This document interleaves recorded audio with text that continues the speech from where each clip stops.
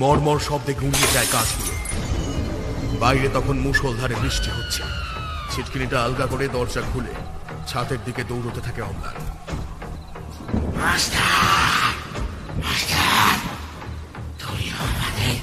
আমাদের বলাবে না, সহজ পাঠ চাই, আমরা পড়তে চাই, পড়তে চাই। তোমার তো মুঠো খেতে পাই দেখে বড় কষ্টে দিন কাটে আমাদের, বড় কষ্টে। আমাকে ছেড়ে দাও, আমাকে ছেড়ে দাও তোমরা। তোমাদের মৃত্যুর জন্য তো আমার কোনো হাত নেই।